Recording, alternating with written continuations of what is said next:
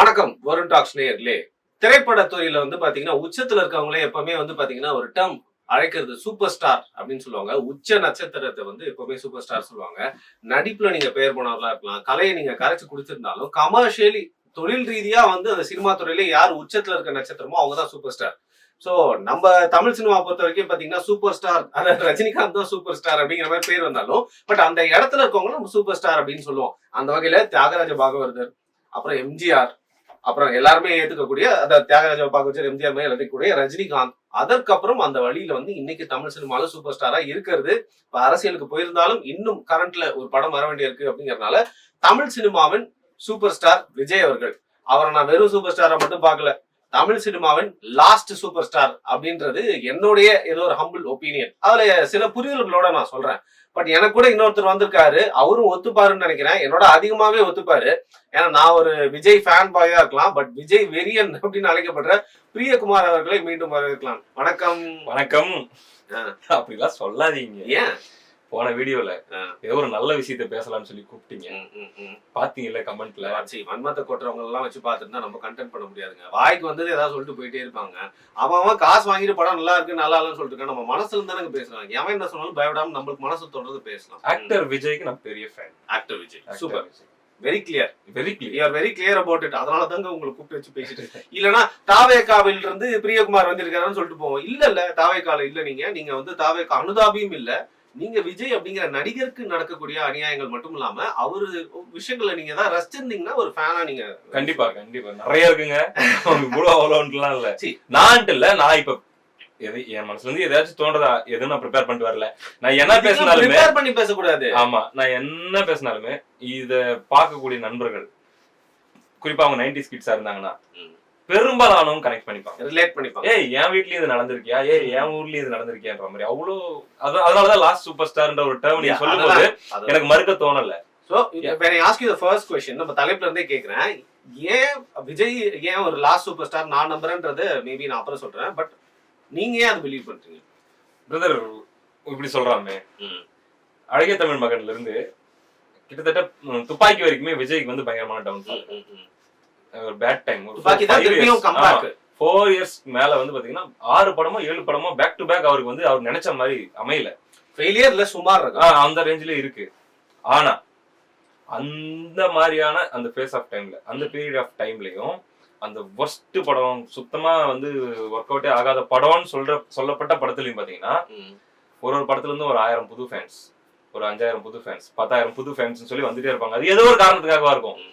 சுறா படம் okay, commercially flop, 50வது படம் ஒர்க் அவுட்டே ஆகல சுறா அப்படிலாம் சொன்னாலுமே அந்த சுறா படத்து மூலமா ரஜினிக்கு ஃபேனா, அது விஜய் அவர்களுக்கு ஃபேன் ஆனவங்க பாத்தீங்கன்னா ஒரு 10,000 பேர் இருப்பாங்க.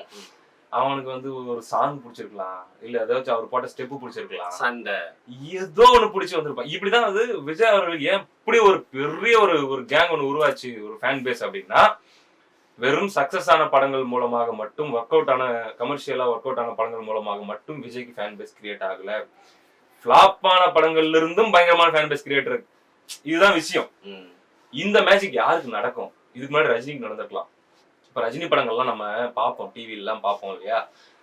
இன்னும் சொல்ல போனா நம்ம இந்த நிறைய சேனல் மாத்தி பாக்குற வாய்ப்பெல்லாம் இல்லாதப்போ, இந்த இப்ப ஓடிடி இருக்கு, அதுக்கு முன்னாடி செட் ஆஃப் பாக்ஸ் இருந்துச்சு. அதுக்கும் முன்னாடி சொல்றேன், சன் டிவி இருக்கும், இன்னொரு 3-4 ராஜ் சேனல் இருக்கும், மொத்தமே ஒரு 4 சேனல் தான் இருக்கும்.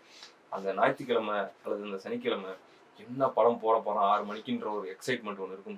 வியாழக்கிழமையில இருந்து அவன் போட போற ப்ரோமோ நம்ம வெயிட் பண்ணிட்டு இருக்கோம். இந்த வாரம் என்ன படம், ஏன்னா அதே ஒரே source of medium to watch. ஆமா, அதே மாதிரி பாத்தீங்கன்னா அந்த ஆஃப்டர்நூன்ல எவ்ரிடே ஒரு படம் போடுவாங்கல்ல சன் டிவில, நகைச்சுவை திங்கள், காதல் செவ்வாய், புதன், அதிரடி வியாழன், சூப்பர் ஹிட் வெள்ளி, அவங்க இருக்கா கரெக்ட். அதுல என்ன படம் போட போறாங்கன்ட்டு ஒருவேளை நல்ல படமா இருந்தா ஐயோ இன்னைக்கு ஸ்கூலுக்கு போடணுமே, ஒரு நாள் மதியானம் சாப்பாட்டுக்கு நான் எங்க இருந்து வரேன் இப்பன்னா, ஆக்சுவலி பார்த்தா நம்மளுடைய விவரம் தெரிஞ்சு யாருடைய ஃபேன்னா ரஜினி ஃபேன். நம்ம எல்லாருமே மொரட்டு ரஜினி, நம்ம எல்லாமே ரஜினி ஃபேன் தான் ஃபர்ஸ்ட். ஆமா, மதியானம் சாப்பாட்டுக்கு வரோம்ல 5வது படிக்கும் போது சாப்பிட்டுட்டு இருக்கும்போது பார்த்தா டிவில ப்ரோமோ போட்டுருவான். இன்று மதியம் 2:30 மணிக்கு பாயும் புலி பொல்லாதவன் நான் பொல்லாதவன் அப்படின்னு பாட்டை போட்டு அந்த கீழே வேற அந்த வாய்ஸ் ஓவர் கொடுப்பாங்க. ஏய் இப்படா ஏதாவது கதை சொல்லிட்டு நீ லீவ் போட்டுடலாமா அப்படின்லாம் தோணும். அதே மாதிரி பொங்கல், தீபாவளி எதனா ஒரு பண்டிகைன்னா படையப்பா படம் போட்டாங்கன்னா நல்லா இருக்கும்னு பயங்கரமா எக்ஸைட்மெண்ட் இருக்கும். பார்த்துட்டே இருக்கும்போது ஒரு விளம்பரம் போடும்போது அந்த வேலூர் மலையை உடைச்சிட்டு மேல வரும், இந்திய தொலைக்காட்சிகள் அல்லது உங்கள் சன் டிவியில் அப்படின்ட்டு வரும் பாருங்க. படையப்பா தாண்டா அப்படின்னா 4 நாளைக்கு இருப்போம். சம்டைம்ஸ் 10 நாள் கூட பொங்கல் இந்த ஃபெஸ்டிவல் டைம்ல போடுவாங்க. பார்த்தா கரெக்டா அந்த டைம் கரண்ட் போயிருங்க, வில்லேஜ்ன்றதுனால மலை கிராமம். ஸோ பாருங்க, நான் சொல்ற இந்த ஃபேன் குரூப் இருக்குது இல்ல, இதெல்லாம் தியேட்டரை வாழ்க்கையிலேயே பாத்துறாத குரூப். நான் என்னையும் சேர்த்து சொல்றேன், அந்த டைம்ல இருந்து சொல்றேன். எங்க ஊர்ல இருக்கிற யாருமே தியேட்டரை பார்த்துக்க மாட்டாங்க. எங்க அது எங்க இருக்குது, ஒரு மலையில ஒரு கிராமம் வச்சுக்கோங்களேன். அங்க இருந்து நாங்க தியேட்டர் ஆக்சஸ் பண்ணோம்னா எங்களுக்கு ரொம்ப தூரங்க. அதாவது வருஷத்துல ஒரு நாள் அந்த ஊருக்குலாம் எங்களை கூட்டு போனாலே பெரிய விஷயம் அப்படின்ற லெவல் தான் இருக்கும். அப்படி தியேட்டரையே பார்க்காத ஒரு பெரிய ஏரியா. ஆனா அந்த ஏரியால பாத்தீங்கன்னா அப்படி ஃபேன்ஸா இருப்பாங்க. அவங்களுக்கு கிடைக்கிற சின்ன சின்ன எக்ஸ்போஷர் வச்சு அப்படிதான் ரஜினிக்கு 1998, 99ல படையப்பா டைம்லலாம் நாங்கெல்லாம் peak level Rajini fans. Vijay அப்பதான் வராரு. அப்பெல்லாம் என் அண்ணன் கிட்ட கூட ஜபா கிட்ட கூட கேட்டா பிளைண்டா சொல்லுவான், யாரை பிடிக்கும், ரஜினி விஜய். அடுத்தடுத்து விஜய் வந்து கூட சேர்த்துப்போம். அப்படிதான் இருக்கும் அந்த 98, 99 டைம்ல ப்ரோ. அதுக்கப்புறம் ஒரு டிரான்சிஷன் வந்து கிரியேட் ஆகுது. பார்த்தா நீங்க வந்து எல்லாரும் கில்லின்னு சொல்லுவாங்க, திருமலைன்னு சொல்லுவாங்க. எங்க ஊர்ல விஜய்னு ஒரு வைப் கிரியேட் ஆகி எல்லாம் விஜய் விஜய் விஜய் போட்டி போட்டு ட்ரெயின். கரெக்டா அப்பதான் பாத்தீங்கன்னா நம்ம ஊர்ல வந்து இந்த டிவிடி கூட இல்ல, விசிடி. ஒரு படத்துக்கு 3 கேசட், ஒரு படத்துக்கே 3 கேசட் இருக்கும். ஆமா, பார்ட் 1, பார்ட் 2, பார்ட் 3. அது வந்து வாடகைக்கு தான் கிடைக்கும். அதே மாதிரி நீங்க அந்த இது இருக்குது இல்ல, அந்த விசிடி போட்டு பாக்குற பிளேயர், அதுவும் வாடகைக்கு தான் கிடைக்கும். 50 ரூபா அந்த பிளேயருக்கு, 10 ரூபா கேசட் ஒரு நாளைக்கு. நம்ம வந்து கனெக்ட் பண்ணா பாத்தீங்கன்னா 3 பின்னு, மஞ்சள் பின்னு, ரெட் பின்னு, சொருகுனாலும் தப்பா சொருகி விடுவோம். கோடு கோடா வரும், புள்ளி புள்ளியா வரும். திடீர்னு பார்த்தா அப்படி ஏவி ஒர்க் அவுட் ஆயிரும். அந்த விசிடி பிளேயருடைய கம்பெனி வந்து ஸ்கிரீன்ல தெரிஞ்சிருக்கு. இப்ப பாடுறான்னு போட்டா அது கேசட் வந்து நோ டிஸ்க்னு காட்டும். அடங்கும். அது ஒரு காலம் இல்ல, அது ஒரு திருப்பியும் போடு, எதையாச்சும் போட்டு தொடி இல்ல. அவன் வேற கேட்பான், எங்க அடுத்தவங்க வேற கேட்டே இருக்காங்க, சீக்கிரம் கொடுங்க அப்படின்னு நோ டிஸ்க்னு காட்டும். அப்புறம் ஒரு மாதிரி பிளே ஆயிரும், ஸ்டக் ஆகும். இந்த மாதிரி கண்டிஷன்ல ப்ரோ எங்க ஊர்ல வந்து ஒரே ஒருத்தர்கிட்ட பகவதி கேசட் இருக்குது, ஒரே ஒருத்தர்கிட்ட மட்டும் தான் விசிடி பிளேயர் இருக்குது. வீட்டுல எல்லாரும் அப்பதான் புதுசா டிவி வாங்க ஆரம்பிக்கிற அந்த ஆரம்பிக்குது ப்ரோ. Colour TV. ஆனா பாத்தீங்கன்னா பழைய காலத்து கலர் டிவி போட்டி போட்டுட்டு எடுத்துட்டு போவாங்க. போய் கேட்டா, அண்ணா எடுத்துட்டு போயிட்டாங்க தம்பி, நாளைக்கு வரும், நாளைக்கு வா. அண்ணா தம்பி அவங்க வாங்கி போயிட்டாங்க, நாளைக்கு வா. என்ன படத்துக்குன்னா பகவதி படத்துக்கு. நீங்க நினைச்சு பாருங்க, பகவதி படம் தியேட்டருக்குலாம் ஆவரேஜா பண்ண படம் யாருக்குமே தெரியாது. ஏன்னா பகவதியும் வில்லனும் வந்துச்சு. அப்ப பக்கத்து பக்கத்துல நினைக்கிறேன் வில்லன் செம்ம ஹிட் தெரியும், அதெல்லாம் சொல்லிப்பாங்க. ஆனா இதெல்லாம் ஆவரேஜா போன படமே தெரியாது ப்ரோ.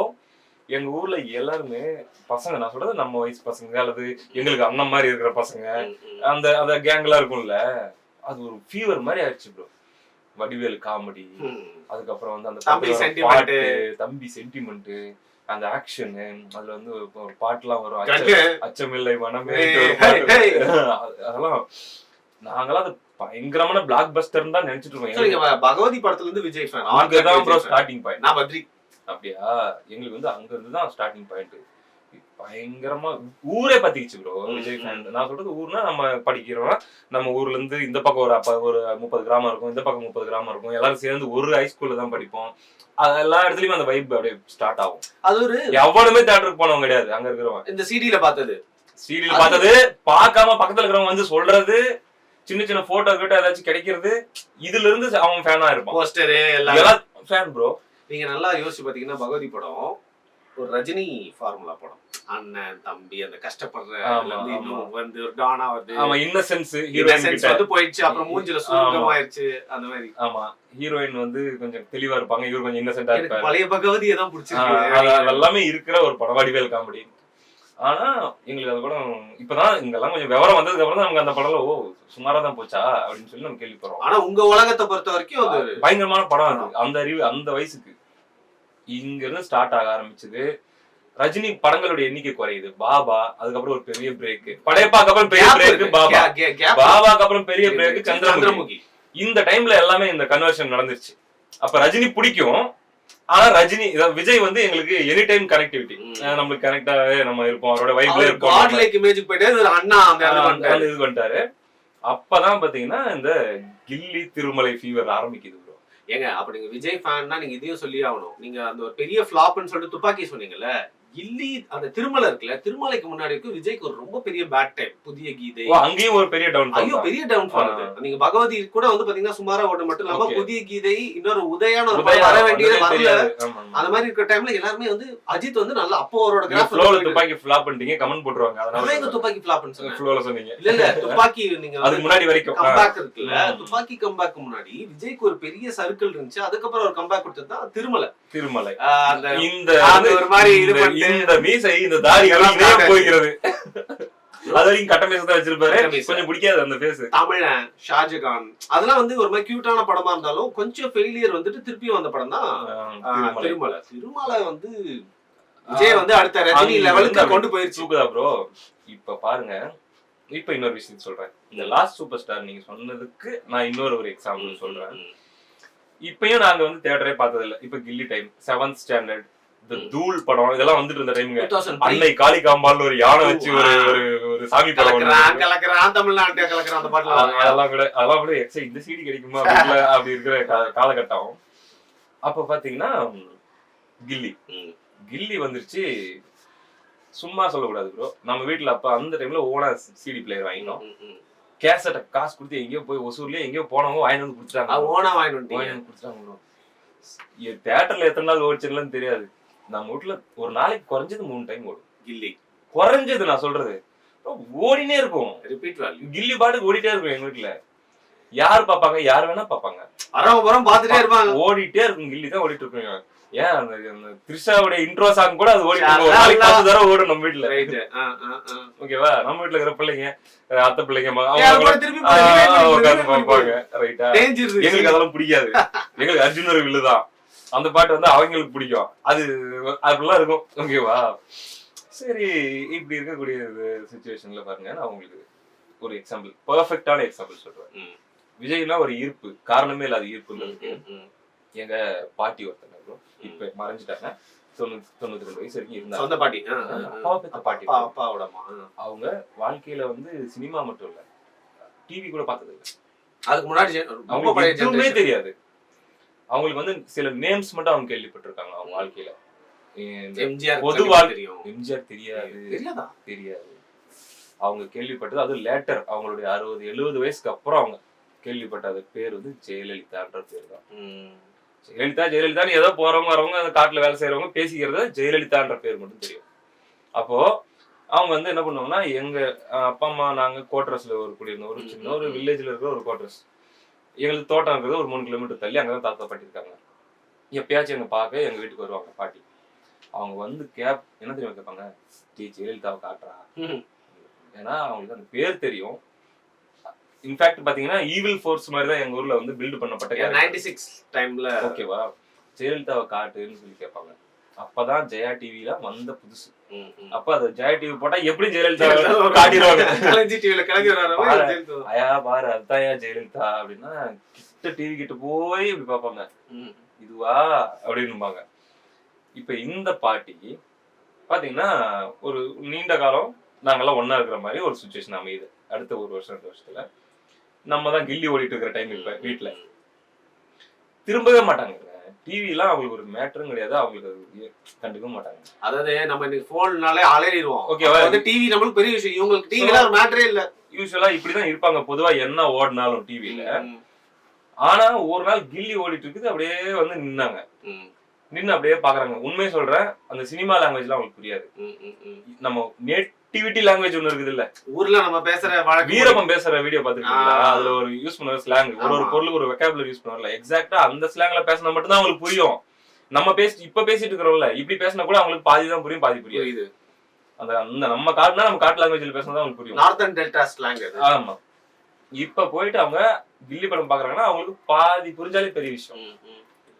பார்த்தாங்க, அப்படியே உட்காந்துக்கிட்டாங்க. கட்டில் மேல வந்து ஒரு மூலையில வந்து அப்படியே உட்காந்துக்கிட்டாங்க, பார்த்துக்கிட்டே இருக்கிறாங்க. படம் ஓடிக்கிட்டே இருக்கு. நீங்க நம்ப மாட்டீங்க, அதுக்கப்புறம் அவங்களே வாலண்டியரா வந்து கேட்பாங்க. அவங்க விஜய்க்கு வச்ச பேர் என்ன தெரியுமா? இப்ப வரைக்கும் ஞாபகம் இருக்குது. அவங்க போட்டோ எங்க இருக்குது, நான் அம்மா காட்டுறேன். அவர் ஃபேஸ் இப்படிதான் ரவுண்டா, குண்டு பையன்.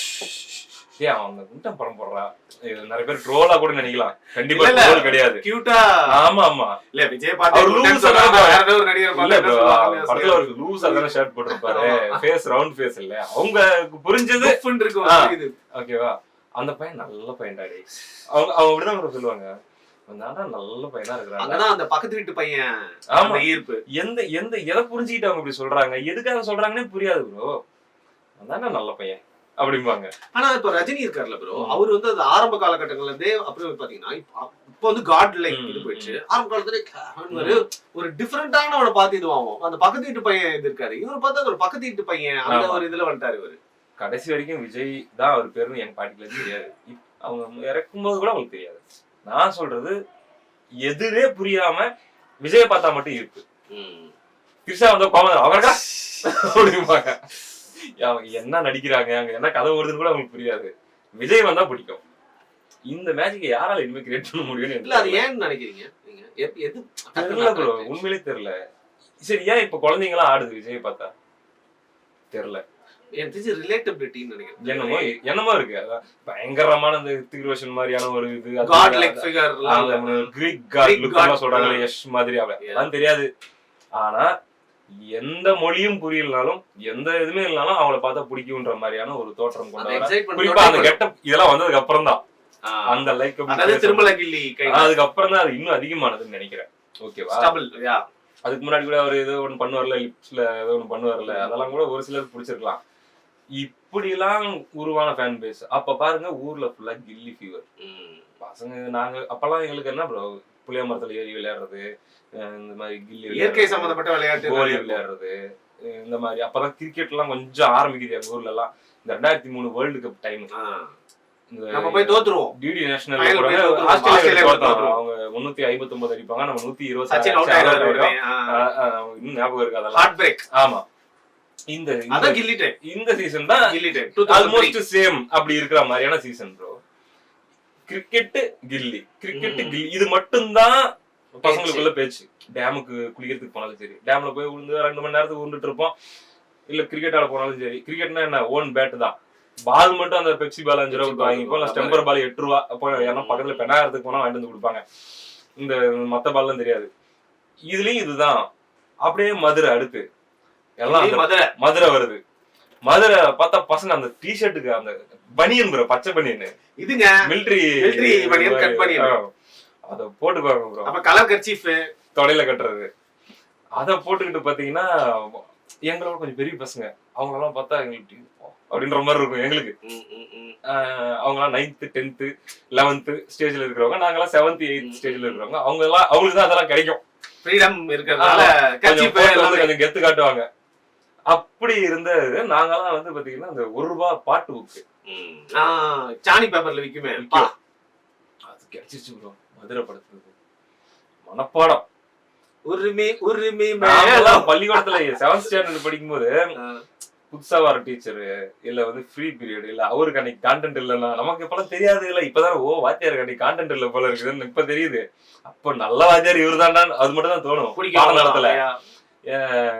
பாட்டு பாடுறது யாரான்னு கேட்பாருல்ல. ஒரு நாள் போயிட்டு நான் வந்து மச்சான் பேரு மதுரை ஃபுல் சாங் ப்ரோ, ஒரே ஒரு இடத்துல கூட மிஸ்டேக் பண்ணா பாடி முடிச்சிட்டேன் ப்ரோ. அதுக்கப்புறம் பாத்தீங்கன்னா எப்பப்பெல்லாம் ஃப்ரீ பீரியடு இல்ல எப்பெல்லாம் யாரா புது டீச்சர் வந்தாங்கன்னா கூட சரி பாட்டு கேட்டு என்ன சார் இவனை பாட சொல்லுங்க. நம்ம ஒண்ணும் இசையில ஒண்ணும் கத்துக்கல, ஒரு சுதியும் இருக்காது, ஒரு வெங்காயமா அங்க இருக்காது, ஜாலியா பாடுறது அப்படியே பாடுறது. நான் 7th முடிக்கிறதுலயே ஒரு 10-20 தடவை பாட வச்சிருப்பாங்க அந்த பாட்டை எங்க கிளாஸ்ல. அந்த மாதிரி ஆரம்பிச்சு வருது. திருப்பாச்சி வருது, அதுக்கப்புறம் திருப்பாச்சி அப்படியே கடந்து போறீங்க. என்னை பொறுத்த வரைக்கும் கடைசியா வந்து ஒரு ப்ராப்பர் தமிழ் மசாலா கமர்ஷியல் படம் அது திருப்பாச்சி.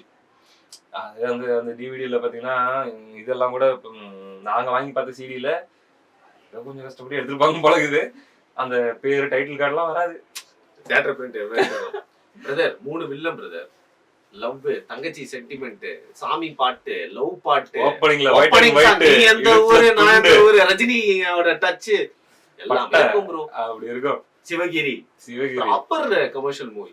அங்கதான் எனக்கு தெரிஞ்சு he cemented this place as next. அதனாலதான் நான் வந்து பராசக்தி இஷ்யூ வந்தப்ப நான் அதனாலதான் சொன்னேன், எங்க 20 வருஷத்துக்கு முன்னாடி இருந்த விஜயாவே இன்னும் சிவகார்த்திகேயன் ஆகலைங்க. இல்ல, அவர் சிறுமைப்படுத்தி பேசல. சிறுமைப்படுத்ததா சொல்லுங்க. விஜய் என்ன பண்ணாரு 25 வருஷத்துக்கு முன்னாடி? சினிமாவை, தியேட்டரை, ஈவன் டிவி சேனல்ஸ் கூட ஆக்சசிபிலிட்டி இல்லாத சின்ன பசங்கள்ல இருந்து பெரியவங்க வரைக்கும் ஒரு இம்பாக்டை என்ன ஏற்படுத்தினாரு, ஒரு ஈர்ப்பை என்ன கிரியேட் பண்ணாருங்கிறது வந்து சிவகார்த்திகேயனுக்கும் சிவகார்த்திகேயன் ஃபேன்ஸுக்கும் இப்ப புரியாது. எனக்கு ரொம்ப பிடிச்ச சிலம்பரசனே இன்னும் அந்த லெவலுக்கு வரலன்னு நான் நினைக்கிறேன். உண்மைதானே ப்ரோ? ஓகேவா? ஒரு ஒண்ணுல ரேண்டமா வாத்தியார் வருவார் சம்டைம்ஸ். டேய், அவனுக்கு பிடிச்ச நடிகர் யார் சொல்லுங்க பாக்கலாம்னு சொன்னா எல்லாரும் அதான் 60 பேர் இருந்தா குறைஞ்சது 55 பேர். நான் சொல்றது அதாவது கில்லிக்கு அப்புறம் அந்த வயசு பிள்ளைங்களுக்கு நான் எத்தனை தடவை தான் ரிப்பீட் பண்றது, எவனுமே தியேட்டர்ன்றது என்னன்னே தெரியாது ப்ரோ. 55 பேர் பார்த்தீங்கன்னா விஜய் தான் சொல்லுவாங்க. அதுக்கப்புறம் தான் நமக்கு வந்து பாத்தீங்கன்னா அடுத்தடுத்த ஸ்டேஜஸ் ஆஃப் இதெல்லாம் வர ஆரம்பிக்குது. மீடியம் வர ஆரம்பிக்குது. சினிமா எல்லாமே புரிய ஆரம்பிக்குது. நான் முதல்ல தியேட்டர்ல விவரம் தெரிஞ்சு தியேட்டர்ல பார்த்த முதல் படம் வந்து பாத்தீங்கன்னா ரஜினியோட முதல் படம்னா சிவாஜி. அது ஒரு நல்ல கமர்ஷியல் படம். ரஜினியோட முதல் படம் சிவாஜி. பயங்கரமான எக்ஸ்பீரியன்ஸ் அது. இருங்க, இப்ப எனக்கு தியேட்டர்னு சொன்ன உடனே ஒரு மேட்டர் ஞாபகம். மறுபடியும் விஜய் மேஜிக் ஒன்று சொல்றேன். அழகிய தமிழ் மகன் ஃபிளாப் தானே? ஆமா, ஃபிளாப் தான். சுமார் பொல்லாதவன் வந்துச்சு. சுமார் படம். அதாவது அழகிய தமிழ் மகன், பொல்லாதவன், வேல் தான் நினைக்கிறேன். ஹரியோட வேல் அதெல்லாம் ஓடிச்சு. அதான் ஒரே டைம்ல. அழகிய தமிழ் மகன் சுமாரா தான் வந்துச்சு. ஏன்னா பாட்டுலாம் ஹிட்டுங்க, அதனால ஓரளவுக்கு போயிடுச்சு. நம்ப மாட்டீங்க ப்ரோ. அப்ப நான் கரெக்டா சொல்லணும்னா 11th ஸ்டாண்டர்ட். எங்களது பாய்ஸ் ஸ்கூல், ஆப்போசிட்ல girls school. thousands of students படிக்கிற ஊர். அந்த ஊர்ல வந்து பாத்தீங்கன்னா 2 தியேட்டர் இருக்கும். பார்க்கலாம். அந்த ஊருக்காரங்க யாராச்சும் பார்த்து கமெண்ட்ல தியேட்டர் பேர் சொல்லுங்க. தியேட்டர் பேர் நான் சொல்றேன், ஊர் பேர் சொல்லுங்க. கஸ்தூரின்னு ஒரு தியேட்டர் இருக்கும், சரவணான்னு ஒரு தியேட்டர். ரைட், இது பிடிச்சுவாங்க. ஓகேவா? கஸ்தூரி தியேட்டர், சரவணா தியேட்டர் ரெண்டுலயுமே முன்னாடி உட்கார்றது 5 ரூபா. சேர் மாதிரி இது வந்து சாயறதுக்கு இருக்காது. இது 5 ரூபா. சாஞ்சி உட்கார்ற சேர் வந்து 6 ரூபா. மேல பாக்ஸ்ல உட்கார்றது 7 ரூபா. நான் சொல்றது 2008-9லயே சொல்றேன். ரொம்ப பழைய சிவாஜி காலத்து கதையெல்லாம் இல்ல. அந்த ஊர்ல அப்படிதான் இருந்துச்சு. அழகிய தமிழ் மகன் படம் போட்டிருக்காங்க. அன்னைக்கு ஒரு நாள் பாத்தீங்கன்னா இது குடியரசு தினமோ சுதந்திர தினமோ அதுதான் 2ல 1. ஸ்கூலுக்கு போயிட்டு கொடி ஏத்திட்டு 9:30-10 மணிக்கெல்லாம் வெளியே வந்தாச்சு. நீங்க நம்ப மாட்டீங்க, போறோம். அத்தனைக்கும் படம் ரிலீஸ் ஆகி ஒரு 50 நாளைக்கு மேல இருக்கும். ஸோ செகண்ட், அதாவது ஃபர்ஸ்ட் மெயின் தியேட்டர்லாம் ஓடினதுக்கு அப்புறம் சின்ன தியேட்டர் கொடுப்பாங்க ப்ரோ. அப்பெல்லாம் அப்படி போட்டிருக்காங்க அந்த ஊர்ல. அப்படியே தியேட்டர் ஃபுல்லா ஹவுஸ்ஃபுல்லு. பாய்ஸ் ஸ்கூல் பசங்க பூரா டிஷர்ட், இது யூனிஃபார்மோட, ஸ்கூல் யூனிஃபார்மோட. பாய்ஸ் ஸ்கூல், கேர்ள்ஸ் ஸ்கூல் பிள்ளைங்க பூரா அவங்களும் யூனிஃபார்மோட. தியேட்டர் ஃபுல்லா இவங்க மட்டும் தான் ப்ரோ. யாரும் பிளான் எல்லாம் பண்ணல, அரேஞ்ச் எல்லாம் பண்ணல, அப்படியே நடக்குது. நம்ப மாட்டீங்க, இந்த மதுரைக்கு போகாதடி பாட்டு வரும்போது தியேட்டர் பாடுது ப்ரோ. ஃபுல் தியேட்டரும் பாடுறாங்க. ஸ்கிரீன்ல வர சவுண்ட், ஸ்பீக்கர் சவுண்டோட தியேட்டர்ல அதிக சவுண்ட்.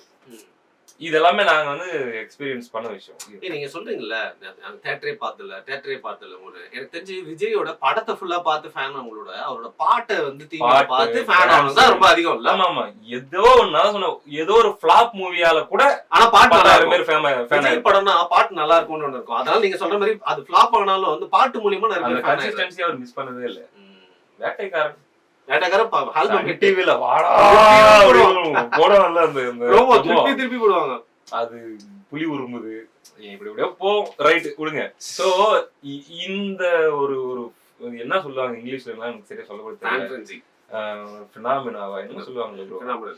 அத வந்து எனக்கு தெரிஞ்சு இனிமே ஒருத்தர் வந்து கிரியேட் பண்ண முடியும் இனிமே இருக்கிற ஜெனரேஷனுக்கு. ஏன்னா இப்ப இருக்கிறவங்க 5-7 வயசுலயே வந்து மொக்கங்கிறான். இது சுமார் ஆவரேஜ்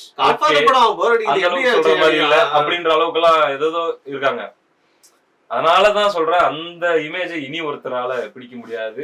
அண்ட் விஜய் கிரியேட் பண்ண மேஜிக் அப்படிங்கிறது பயங்கரமானது. இப்ப நான் சொல்றேன், எனக்கு முன்னாடி ஜெனரேஷன் ஆளுங்க வந்தா ரஜினி கதையை சொல்லுவாங்க, எனக்கு தெரியாது. ஆனா எங்க கிட்ட எல்லாம் சொல்லுவாங்க. படையப்பா டைம்ல வந்து தருமபுரியில GM தியேட்டர்னு ஒரு தியேட்டர் இருக்கும்.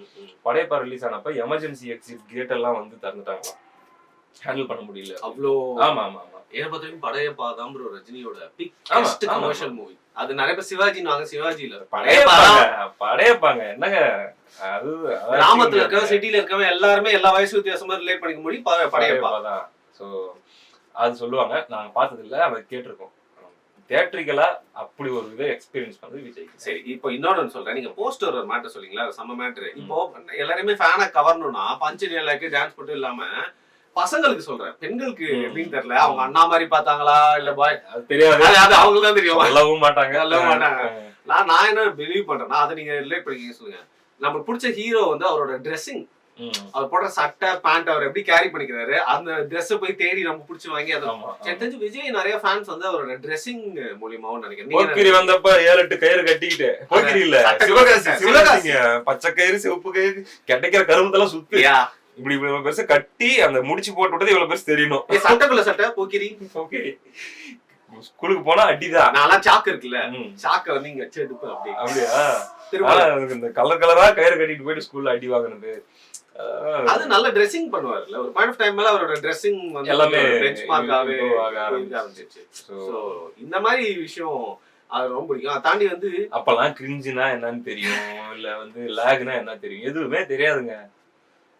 பயங்கரமா இருக்குங்க. உட்காந்து பார்த்தா ஃபைட் வந்தா சிரிப்பு வந்துருங்க வாயில, ஒரே சந்தோஷத்துல.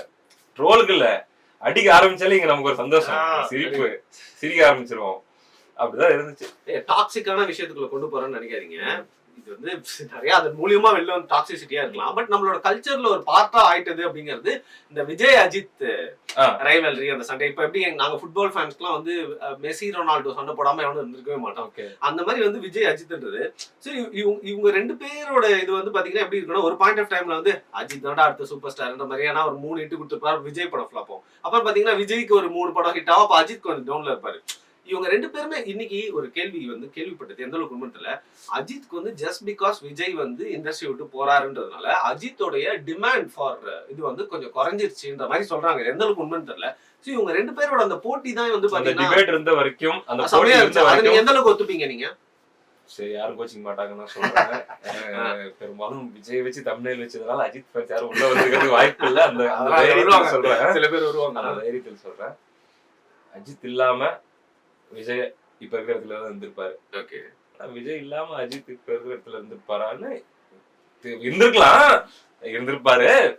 பட் அந்த காம்படிஷன், அந்த ஒரு அது அந்த ரெண்டையும் கம்பேர் பண்ணி ஓடிட்டு இருந்தது இல்லாம அதே ஃபேன் பேஸோட இருந்திருப்பாரான்னு கொஞ்சம் டவுட்டா இருக்கு. நல்ல பெரிய ஆளா இருப்பாரு, எல்லாம் ரைட்டு. பட் இப்ப இருக்கிற ஃபேன் பேஸ் அளவுக்கு வந்திருப்பாரா விஜய் இல்லனா அப்படின்னு. ஏன்னா நடுவுல வந்து பாத்தீங்கன்னா இந்த பிளேஸ் எடுக்கிறதுக்கு 2 பேரும் வந்தாங்க. 2 பேரும் சாதாரண ஆள் இல்ல, தொட்டதெல்லாம் தங்கம் அப்படிங்கிற மாதிரி. ஒரு பக்கம் விக்ரம், இன்னொரு பக்கம் சூர்யா. ஏன்னா விஜய் அஜித் விக்ரம் சூர்யா 4 பேரும் ஒரே தட்டுல தான் வைப்பாங்க, ஒரு செட் மாதிரி. அதுல வந்து பாத்தீங்கன்னா ஒரு பாயிண்ட் ஆஃப் டைம்ல விக்ரமோட ஹிட் கிராஃப் வந்து விஜய் அஜித் மீறி எங்கேயும் போய் ஞாபகம் இருக்கு. பழைய குங்குமம் புக்குன்னு நினைக்கிறேன், ரேஸ்ல ஓடுற மாதிரி. அதுல முன்னாடி விக்ரம் ஓடிக்கிறாரு, பின்னாடிதான் இவங்க எல்லாம் வர மாதிரி ஒரு இது போட்டிருப்பாங்க. சோ அந்த கான்டெஸ்ட் பண்ண விக்ரம் சூர்யா வந்தாலும் அதற்கப்புறமும் தாண்டி இவங்க 2 பேரும் ரேஸ்ல முன்னாடி வந்துட்டாங்க. பட் இந்த ரேஸ்ல வந்து ஒரு பாயிண்ட் விகடன்ல தான் நானும் பார்த்தேன். விகடனுக்கு வந்து ஒரு பாராட்டு விலை போட்டிருந்தாங்க. பழைய அந்த நாளைய தீர்ப்பு விஜய் வந்து ரொம்ப கவலையா உட்காந்துருப்பான், சின்ன பையன். பக்கத்துல மாஸ்டர் விஜய் வந்து அவனுக்கு கிரவுன், சோ அது வந்து ஒரு பர்த்டேக்கு போட்டுருந்தாங்க. அந்த கிரவுன் வந்து கிடைச்சிருச்சுன்றது வந்து பத்திரிகையுமே ஒத்துக்கிச்சு ஒரு பாயிண்ட் ஆஃப் டைம்ல. சோ அது வந்து இந்த சம்பளத்தினாலயா இல்ல வசூல்னாலயா இல்ல ஃபேன்ஸ்னாலயா, இந்த எல்லா ஃபேக்டர்ஸும் சேர்ந்துதான் அவர் அந்த சூப்பர் ஸ்டார்ன்ற இடத்துக்கு வந்துட்டாருன்னு சொல்லலாம். கண்டிப்பா ப்ரோ. அது எப்படி என்ன மேஜிக் பண்ணாருன்னு தெரியாது, அது அவர் திட்டமிட்டு பண்ணாரான்னு தெரியாது. ஆனா அவருக்கே தெரியாம புரியாதவங்களுக்கு கூட ரஜினியை ஏன் வந்து ஜப்பான்காரங்களுக்கு பிடிச்சி டிஃபரெண்டா ஒரு மாதிரி என்ன பிடிச்சிச்சுனே தெரியாது, ஆனா பிடிச்சிச்சு இல்ல. அந்த மாதிரி மேஜிக் எல்லாம் ஒரு சிலரால தாங்க உருவாக்க முடியும், எல்லாராலையும் முடியாது. விஜய் அது பண்ணாரு.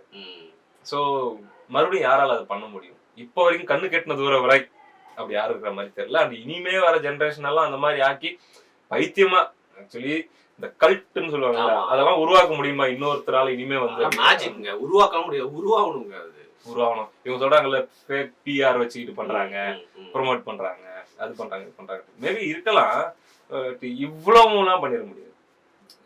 இப்படி வந்து பாத்தீங்கன்னா ஒண்ணும் இல்ல. இன்னைக்கு ஒரு மூவியை தோக்கடிச்சிருக்காங்க, அது நம்ம தனியா பேசணும்னு நினைச்சேன், அப்புறம் பேசுவோம். பட் ஒரு உதாரணத்துக்காக சொல்றேன். இது வெறுமனே வந்து சோசியல் மீடியால ரிவ்யூ போட்டு அது டிசாஸ்டர்னு டேக் போட்டு தோக்கடிச்சிட்டாங்க நீங்க நினைக்கிறீங்களா? இல்ல ப்ரோ. பொண்ணுகிட்ட பேசினேன், அரசியல் தெரியாத குழந்தை கூட தெரியுது அந்த படம் மொக்கையா இருக்குன்னு. அது ஒண்ணு, படம் நல்லாவே இருந்தாலும் போயிருக்க மாட்டாங்க. ஏன் அவ்வளவு விஜய் லவ் பண்றாங்க? உண்மையா சொல்றேன், நம்ம 2 பேருமே அப்படிதான். நான் உங்களை எவ்வளவு கம்பல் பண்ண, கூப்பிட்டேன், நீங்க வரவே இல்லை. நான் வராதுக்கு காரணம் விஜய் கிடையாது, இது சரி சரி. ஆனா இன்னைக்கு காலையில ஒருத்தங்கிட்ட பேசினேன், சிஸ்டர் அவங்க, நான் ஆசக்தி படத்துக்கு மட்டும் போகவே கூடாதுன்னு சொல்லிட்டு நான் வீட்டுல எல்லாரையும் போகலன்னா நாங்க ஆமாண்ணா, விஜய் கிட்ட விஜய் தானே ஜெயிக்கணும், அவ்வளவுதான். அவங்களுக்கு இந்த சோசியல் மீடியானா இதெல்லாம் தெரியாது ப்ரோ. இந்த இங்க இங்க இங்க நடக்கிற ட்விட்டர்ல என்ன நடக்குதுன்னு அவங்களுக்கு தெரியாது. விஜய தோக்கடிக்கணும்னு ஒருத்தர் நினைச்சிருக்காங்க. அப்ப அவனை நாங்க பயக்கட் பண்ணுவோம். எங்களுக்கும் பிடிச்சிச்சு இத்தனை நாள். ஆனா நீ என்ன எப்படி நினைக்கிற? இவ்வளவுதான். இதை என்ன பண்ணி கிரியேட் பண்ணிருப்பாப்ல. இதெல்லாம் போய் இவங்க சோசியல் மீடியா மூலமா இன்ஃப்ளூயன்ஸ் பண்ணிருக்காங்க. ரொம்ப அட்ராக்ட் ஆயிட்டாங்க. சோ ரிவ்யூ பார்த்துட்டுலாம் அவங்க ஒன்னும் போக வேணாம்னு முடிவு எடுக்கல. 10 நாளைக்கு முன்னாடியே முடிவு எடுத்துட்டாங்க. அப்படிதான் அந்த படம் வெளியில இருக்காங்க. பட் ஒரு பாயிண்ட வந்து பேசாம கடந்து போக முடியாது. ஒருத்தர் வந்து கன்சிஸ்டன்டா வந்து பாத்தீங்கன்னா கமர்ஷியல் படம் கொடுக்குறான், ஃபைட் பண்றான், டான்ஸ் பண்றான், பக்கத்து பாய் நெக்ஸ்ட் டோரா இருக்க மட்டும் இல்லாம காமெடி ஹியூமர் வந்து ஒரு பெரிய மேட்டர். அவர் ரீச் ஆனதுக்கு அதை நம்ம பேசலாம். ஆஃப்டர் ரஜினி நம்ம எடுத்துக்கலாம். ஆஃப்டர் ரஜினி தான். ஏன்னா ரஜினி ஒர்க் அவுட் ஆனது வந்து பாத்தீங்கன்னா அழுவாரு, அந்த பாம்புக்கு காமெடியும் பண்ணுவாரு, ஆக்ஷன் பண்ணுவாரு. விஜய்க்கு அது நல்லா செட் ஆயிடுச்சு. கண்டிப்பா அது நிறைய ஹீரோ ட்ரை பண்ணி மொக்க வாங்கியிருக்காங்க. காமெடினே இல்லைன்னா கூட விஜயால சிரிக்க வச்சு ஒரு படத்தை 2.5 மணி நேரம் எடுத்துட்டு போக முடியும். அதுக்கு நிறைய எக்ஸாம்பிள் சொல்லலாம். நிறைய படத்துல காமெடியன் ட்ராக் இல்லாமலே போயிட்டே இருப்பாரு. கூட இருக்கிறவங்க கூட அல்லது வைஃப் கூட அவர் ஏதாச்சும் பேசிட்டே காமெடி பண்ணிட்டு போயிட்டே இருப்பாரு. ஏங்க அவர் வீட்டுல அவர் வந்து திருட்டுத்தனமா இறங்குவார் இல்லைங்க கில்லியில. ஆமா, எந்த காமெடி கில்லி படத்துல பெரிய காமெடினே இல்ல. என்ன யார் இருந்தாங்க? இவர் தான் வந்து குதிப்பாரு, அவன் தங்கச்சி ஆடிட்டு இருப்பாங்க, அந்த பாட்டுக்கு ஹிந்தி பாட்டுக்கு ஆடிட்டு இருப்பாங்க. அதுக்கப்புறம் போய் அப்பா அம்மா கிட்ட பேசுறதுல இருந்து யார் இருந்தாங்க? அங்க முரட்டு மூஞ்சி வச்சுட்டு அவங்க அப்பா இருப்பாரு, அவங்க அம்மா இருப்பாங்க, இவ்வளவுதானே. ஆனா எப்படிப்பட்ட சிரிப்பு அதெல்லாம் அவங்க. சோ அதை ஹோல்டு பண்றதுலாம் தனி மேஜிக். ஒரு காலத்துல பிரசாந்த் மிஞ்சி விஜய் அஜித்னு 2 பேர் வருவாங்க. அந்த காலகட்டத்துல போய் சொன்னா ஆரஞ்சிருப்பாங்க. டேய் பிரசாந்த் எல்லாம் எவ்வளவு பெரிய டாப் ஸ்டார் இருப்பானு. ஆனா அதுக்கப்புறம் இவங்க 2 பேரும் வராங்க. இவங்க 2 பேருக்குள்ள விக்ரம் சூர்யா வந்து விஜய் அஜித் கான்டெஸ்ட்ல இன்னைக்கு வந்து பாத்தீங்கன்னா இன்னைக்கு வசூல் சக்கரவர்த்தியா தான் உச்சத்துல. அவர் சொன்னது வந்து அவர் பிடிக்காதவங்க கூட ஒத்துப்பாங்க, உச்சத்துல இருந்து தான் போறாரு. பட் நான் இது மட்டும் கேட்டு முடிக்கணும்னு நினைக்கிறேன். பகுத்தறிவுனா என்னன்னா, ஒரு நடிகனை நீ ரசிக்கிற, அந்த நடிகனை நீ கொண்டாடுற, மெய்சில் இருக்குல்ல, கடைசி படம்ன்றதுக்காக நம்ம 2 பேர் கூட வந்து பெங்களூர் வரைக்கும் டிக்கெட் எடுத்து போய் பார்க்கலாம். திருப்பியும் பார்ப்போம், வரும்போது நம்ம பார்ப்போம். அது தட்ஸ் எ கிவன். பட் நீங்க பாலிட்டிக்கல் வீடியோ பண்ற ஆளு, சோ அதனால இதை கேட்டு வந்து முடிக்கலாம்னு நினைக்கிறேன். விஜய் ஓட்டு போடுவீங்க? விஜய் நோட்டுங்க. ஒரு நடிகனோட ரசிகரா நம்ம எங்க நிறுத்திக்கணும்? அவர் அரசியல்வாதி யாருன்னா அந்த ரசிகர் அப்படியே போயிட்டு ஓட்டு போட்டுருமா? இது மட்டும் எனக்கு சொல்லுங்க ப்ளீஸ். நான் இப்ப நான் பேசுனது வச்சு சின்ன வயசுல இருந்து நம்ம எவ்வளவு ஃபேனா இருந்திருப்போம்னு தெரிஞ்சிருக்கோம். நான் இப்ப எப்படி பாக்குறேன்னா, என்னையே நான் ஒரு உதாரணம் வச்சு சொல்றேன்னா, விஜய் அவர்கள் வந்தது எனக்கு வந்து அவர் சினிமால இருந்து இன்னும் எங்கேயோ போயிருக்கணும்ன்றது ஆசை. வந்திருக்க வேணான்றத எதிர்பார்ப்பா இருந்துச்சு. ஏன்னா ஒரு ஆக்டர் என்டர்டெய்னர் விஜய் மிஸ் பண்ண விருப்பம் இல்லை. ஃபர்ஸ்ட் ஆஃப் ஆல் அது விருப்பம் இல்லை. வருஷத்துக்கு ஒரு தடவையாச்சும் ஸ்கிரீன்ல விஜய் பார்க்கணுன்றது பர்சனல் விஷ். சரி வந்துட்டாரு, இப்ப உடனே போய் ஓட்டு போட்டுருமா இத்தனை நாள் நமக்கு பிடிச்ச ஆளு அப்படின்னு கேட்டா நான் என்ன பண்ணுவேன்னா, நான் ஒரு 5 வருஷம் பார்க்கணும்னு நினைக்கிறேன். வெயிட் பண்ணும். அவர் ஒரு 5 வருஷமாச்சும் நான் என்ன பண்றாங்கன்னு பார்க்கணும். You won't blindly believe because he is your favorite actor. கண்டிப்பா. ஆனா அவர் நல்லா வரணும்னு ஆசைப்படுறேன். வந்தாச்சு, நல்லா வரணும். தமிழ் இனத்துக்கு முரணான கொள்கைகளை சுமந்துக்கிட்டோ திணிச்சுக்கிட்டோ அந்த மாதிரி எதுவும் இல்லாம, அப்படி ஏதாச்சும் இப்ப இருந்துச்சுனாலும் அதை வந்து வருங்காலங்கள்ல மாத்திக்கிட்டு நல்லா வரணும்னு நான் மனசார ஆசைப்படுறேன். ஆனா அதெல்லாம் நடக்க போதான்றது செக் பண்ணிக்கிட்டு தான் நான் வந்து ஓட்டரா மாறலாம். சரி, லாஸ்ட்னு சொல்லிட்டு திருப்பி கொஸ்டின் கேட்டே இருக்கேன் நினைக்காதீங்க. நம்ம தலைப்பது சம்பந்தப்பட்ட கொஸ்டின். இப்போ கால மாற்றம் ஏற்பட்டதுனாலையும் அடுத்த சூப்பர் ஸ்டார் வரது ரொம்ப கஷ்டம். ஏன்னா இன்னைக்கு உங்களுக்கு ஆப்ஷன்ஸ் இருக்கு. இன்னைக்கு ரன் டைம் ரொம்ப கம்மி தியேட்டர்ல. எங்க அப்பெல்லாம் 200 நாள் 300 நாள் சண்டை போட்டோம். அதனால வசூல் சக்கரவர்த்தியை இன்னைக்கு வந்து கடைசி சூப்பர் ஸ்டாரா விஜய் நான் பாக்குறேன். அதே மாதிரிதான் வந்து அடுத்த தமிழ் சினிமால துப்பாக்கியை பிடிக்கிறதுக்கு ஒருத்தருக்கு தகுதியான ஒரு நடிகர் எல்லா ஆஸ்பெக்டுமே விஜய்க்கு இருந்த மாதிரி இருக்குன்னா நீங்க யார பாப்பீங்க? உங்க விருப்பம் இல்லாம ப்ரோ இவனுக்கு வாய்ப்பு இருக்கு அப்படின்னா நீங்க யார சொல்றீங்க? ப்ரோ இருக்கு ப்ரோ. நான் 2 பேர் கூட சொல்லலாங்க. நீங்க ஒருத்தர் தான் சொல்லணும், நான் உங்களை கார்னர் பண்ண மாட்டேன். கரிஸ்மா அப்படிங்கறதுல இருந்து தான் நம்ம இதை பார்க்கணும். அப்படி பார்க்கும்போது என் கண்ணுக்கு இன்ஃபேக்ட் நான் சிவாவை வந்து விமர்சிச்சிருந்தாலுமே கூட சிவாவால வரலாம், அந்த இடத்துக்கு வர முடியுமான்னு தெரியாது. ஆனா அந்த பொட்டன்ஷியல் இருக்கு. பட் அவர் எப்படி அவர் பின்னாடி இருந்து இயக்குறவங்க அவர் எப்படி எடுத்துட்டு போறாருங்கிறது ஒண்ணு. பிரதீப் ரங்கநாதன் மேல எனக்கு பெரிய நம்பிக்கை இப்போ வரைக்கும் இல்லை. ஏன்னா அவர் இப்போ வரைக்கும் ஒரு சேஃப் ஜோன்ல நின்று இருக்காரு. எக்ஸ்பெரிமெண்டல் ஜோன்ல வரும்போது எப்படி எக்ஸ்போஸ் ஆவாரா இல்ல அதை பிடிச்சு பாரான்னு பார்த்துட்டு தான் சொல்ல முடியும். இத 18 வயசுலயே 20 வயசுலயே வந்து பயங்கரமான ஆக்ஷன் ஹீரோவா தாதாவாலாம் முயற்சி பண்ணாலும் வந்து எஸ்டிஆர். சரி, ஓகேவா? அவருக்கு பெரிய பிரச்சனை கன்சிஸ்டன்சி, சாய்ஸ் ஆஃப் ஸ்கிரிப்ட், இதெல்லாமே இருக்குது. கொஞ்சம் மோட்டார் மவுத்து இருக்கு. ஒத்துக்கிறாங்க சரிங்களா, இவ்வளவு போதுன்ற இடத்துல கொஞ்சம் அவ்வளோ கொடுக்கறது, பேசும்போது ஒரு ப்ரெஸ் மீட்லயே ஆகட்டும், ஸ்டேஜ்லயே ஆகட்டும், அதெல்லாம் இல்லாம கொஞ்சம் அவங்க அப்பாவுடைய சில விஷயங்களை தவிர்க்க முடியாது சன் அப்படின்ற பட்சத்துல. பட் அதெல்லாம் இல்லாம கரெக்டா அவர் பொசிஷன் பண்ணி கரெக்டான கன்சிஸ்டன்சியை மெயின்டைன் பண்ணி வந்தா, அந்த அளவுக்கு முடியலனாலும் அடுத்த ஒரு பெரிய நெக்ஸ்ட் பிக் திங் வாய்ப்பு இருக்கு அப்படின்ற ஒரு ஆசை இருக்கு. ஒரு தமிழனா நான் ஆசைப்படுறேன். ஃபர்ஸ்ட் ஆஃப் ஆல் எனக்கு அந்த இடத்துக்கு இப்ப விஜய் ஒரு த்ரோன் விட்டுட்டு போறாருன்னா அதுல வந்து இன்னொரு தமிழன் தான் உட்காரணும் அப்படின்னு நான் ஆசைப்படுறேன். ஏன்னா நீண்ட இடைவெளிக்கு அப்புறம் ஒரு தமிழன் தான் அது பிடிச்சி வந்தது விஜய் தான். அதனால பர்சனல் விஷ் வந்து எனக்கு எஸ்டிஆர் தான். பர்சனல் விஷன் கேட்டீங்கன்னா எஸ்டிஆர் தான். Wish okay. பொட்டன்ஷியலா சிவாக்கும் இது இருக்கு அப்படிங்கிற மாதிரி நீங்க ஒரு ரசிகரா சொல்றீங்க. வாய்ப்பு இருக்கு. இப்ப மறுபடியும் இப்ப அவர் மேல ஹேட் உருவாயிருக்கானா இருக்கு. அதை எப்படி அவர் சரி பண்ணிட்டு வர போறாருன்றதெல்லாம் நம்ம பார்க்கணும்.